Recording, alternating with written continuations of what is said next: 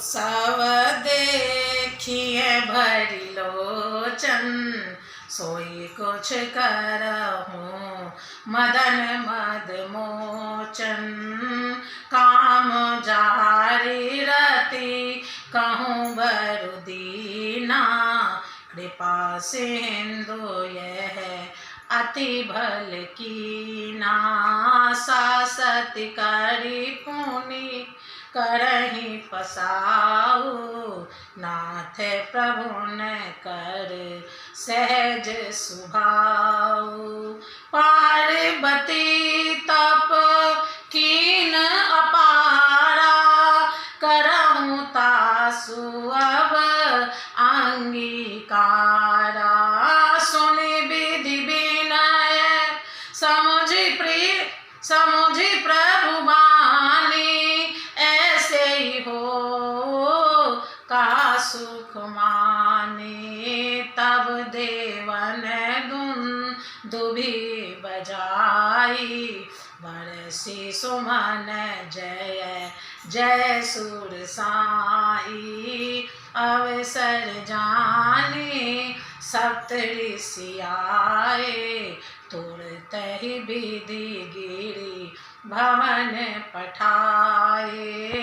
प्रथम गए जय रही भवानी, बोले मधुर वचन छल सानी। कहा हमार न सुनहु तब नारद के उपदेश, अब भा झूठ तुम्हारे पन जारहु काम महेश।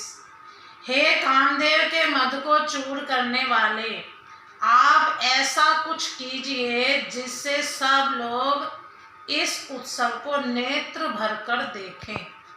हे कृपा के सागर, कामदेव को भस्म करके आपने रति को जो वरदान दिया सो बहुत ही अच्छा किया।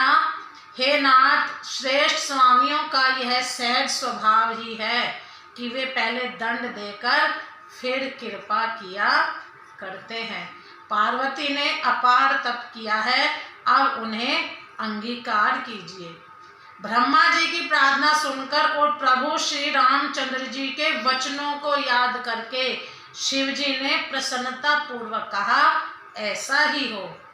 तब देवताओं ने नगाड़े बजाए और फूलों की वर्षा करके जय हो, देवताओं के स्वामी की जय हो, ऐसा कहने लगे।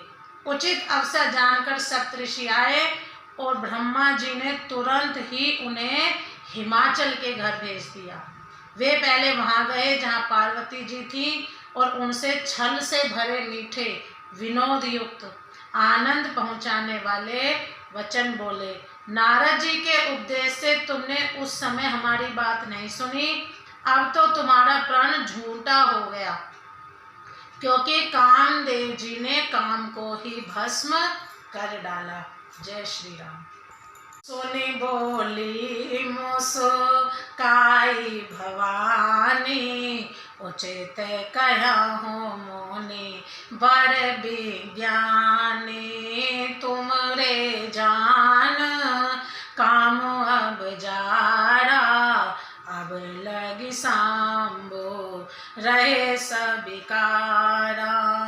हमरे जान सदा शिव जोगी, अज अनवद अकाम अभोगी। जो मैं शिव से ये अस जानी, प्रीत समेत करम मन बानी। तो हमारे पन सुनहु मुनीसा, करियहि सत्य कृपा निधि ईसा। तुम जो कार जारे मारा, सोई अति बड़ आबी बेक तुम्हारा। ताते अनल कर सहज सुभाऊ, हिमते निकट जाई नहीं काऊ। गए समीप सो अवसी नसाई, असी मन मथ महेश की नाई। हिय हर से मुनि बचन सुनी, देखी प्रीत विश्वास, चले भवान ही नाई सिर, गए हिमाचल पास।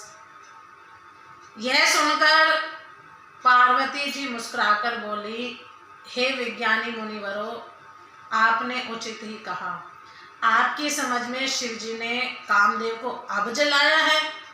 अब तक तो वे विकारयुक्त कामी ही रहे, किंतु हमारी समझ से तो शिव जी सदा से ही योगी, अजन्मा, अनिंद्य, कामरहित और भोगहीन है।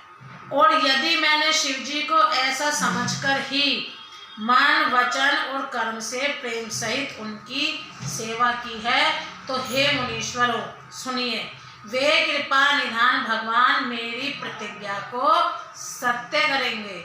आपने जो यह कहा कि शिव जी ने कामदेव को भस्म कर दिया, यही आपका बड़ा भारी अविवेक है। हे तात, अग्नि का तो यह सहज स्वभाव ही है कि पाला उसके समीप कभी जा ही नहीं सकता, और जाने पर वह अवश्य नष्ट हो जाएगा। महादेव जी और कामदेव के संबंध में भी यही न्याय बात समझना चाहिए। पार्वती के वचन सुनकर और उनका प्रेम तथा विश्वास देखकर मुनि हृदय में बड़े प्रसन्न हुए। वे भवानी को से नवाकर चल दिए और हिमाचल के पास पहुँचे। जय श्री राम।